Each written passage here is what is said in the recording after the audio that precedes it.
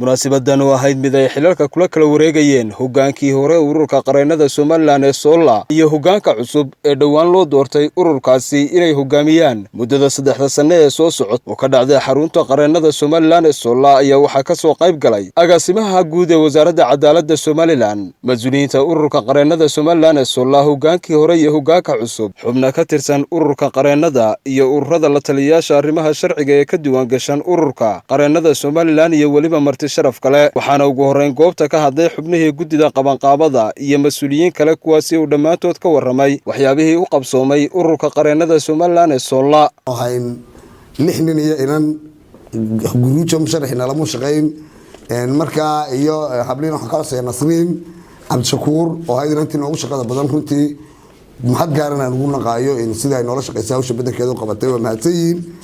marka saxaad waxaan u mahad celinayaa gudoomiyihii hore Ururka Qareenada maxamuud xaashi timo oo garabkayga fadhiya gudoomiyuhu si uu ugu hagar baxo qabsoomida doorashada wuxuu magacaabay dheedkii ay ahayd bishii labaad bishii koobaad labadeedii waxaan anaguna maanaan kaaramka dheeraysanay ku gaarsiinay inaan bishii saddexaad ku qabanay awalkeedii 10keedii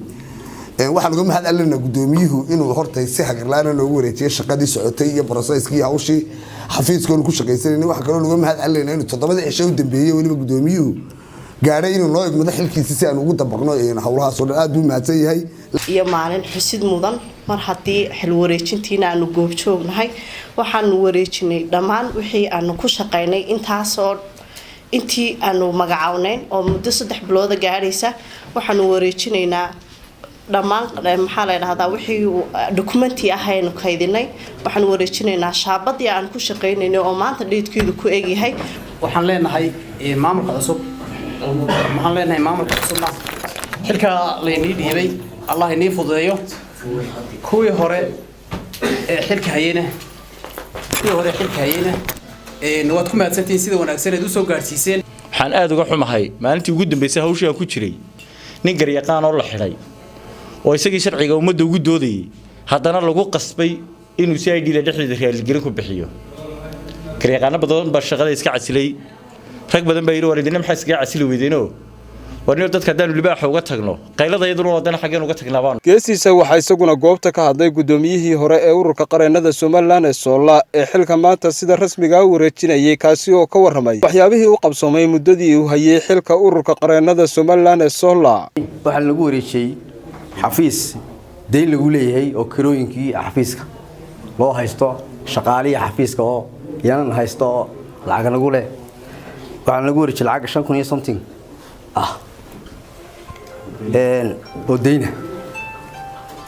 deeto waxa dhacday in shaqaaliye markiiba maxkamaddii tagaan waa la soo dacweeyay xagan baa maxay tagay wixii kiradii guriga oo halkan qofka taagan yahay anana kharash doorashan goleeyo xaaladda waxay ahayd uqashawash adu sidoo doonto waxaan noqotay wala soo dabaalanay lacagtiina waan bixinay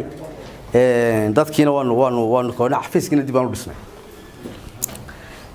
maanta horta laakiin aanu deynid ku wareejinayo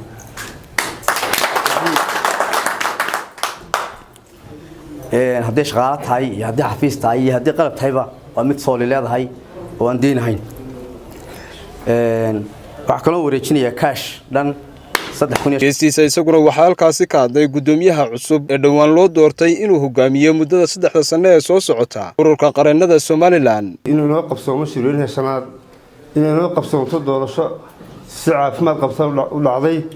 in ay noo suurto gasho inaan xilkii maanta ku kala wareegno waxaan leeyahay guddida qabanqaabada ilaahay ka saaysiyo hawl fiican ba qabateen taariikhdeedii geli doontaa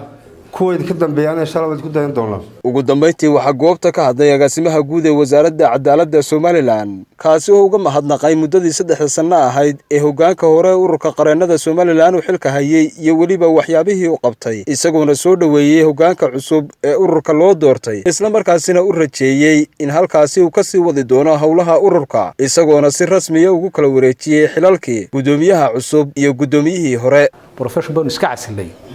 أنا هرت معك. مركا صحفيين تأمك الصحافة ده إنك تاجن إنه هرت تاجن وقرنا أيامك إبراهيم إلى السعودية وكا هذيك حسن سعيد والقول لي هذا محكمة ده هرت هذا kamaradaha laga jijibin jiray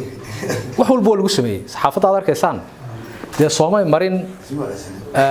ubax lagu soo dhaweynayo dee kaarbada cas kamaradahan faraha badan maanta waxay noo hor yaalaan ilaa shalay kamarin dalka markuu ku soo noqon way tirsanaayeen dee sabir ay soo mareen oo markasta qofka executive power ka haya in dabeecadda bilaadanka in lagu taraaro awoodda أنا ما قرأنا ده حلقة إنه Somaliland كان يقولنا شرنا ده شرنا ولا معها لكن قاضي كعجيب كوحوي ظاهر واكن أنت أصوات شروان وأنا ما قرأنا ساير نصرينيو وأنا كوالا هذا الله مركا نبدأ ريمان إن دربس حافظوا يا عن قريقانه أما قرينه محمد عمر دارق RTN هرقيس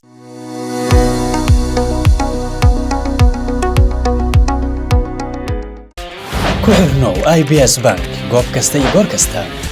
adigoo isticmaalaya IBS Mobile Banking degso application-ka oo isticmaal adeega IBS Mobile Banking si aad u isticmaasho application-ka fadlan kala soo deg Google Play ama App Store-ka ku qoro IBS Mobile Banking kadibna guji install si aad ula soo degto app-ka haddaba ka isticmaal teleefankaaga adeegyada IBS Bank